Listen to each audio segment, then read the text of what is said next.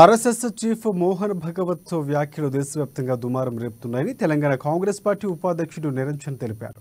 నిజమైన ప్రజాసేవకుడికి అహంకారం ఉండదంటూ మోహన్ భగవత్ చేసిన వ్యాఖ్యలు ప్రధాని మోదీని ఉద్దేశించి చేసినవి అంటూ అంతా భావిస్తున్నట్లు చెప్పారు.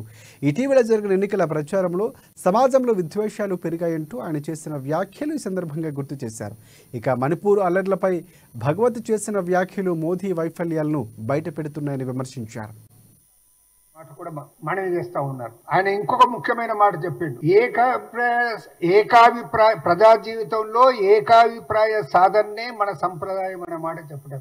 ఈ ఎన్నికల్లో ఏ విధంగానైతే ప్రచారం జరిగిందో తద్వారా సమాజంలో విద్వేషాలు పెంచబడ్డాయన్న మాట చెప్పడం జరిగింది. సమాజాన్ని రెండు వర్గాలుగా చీల్చడం జరిగిందనే మాట కూడా ఆయన చెప్పడం విశేషమైన మాటగా నేను మనవి చేస్తా ఉన్నాను. ప్రచారం వలన ప్రజల్లో పరస్పర అవిశ్వాసం కలిగిస్తాయనే మాట ఆయన చెప్పడం మనం గమనించాల్సినటువంటి విషయం.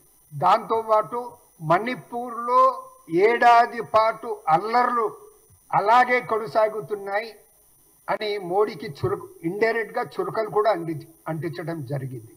నిన్న ఆర్ఎస్ఎస్ పత్రిక ఆర్గనైజేషన్ అనే పత్రిక ఆర్ఎస్ఎస్ కు సంబంధించింది. అందులో రతన్ అనే ఆర్ఎస్ఎస్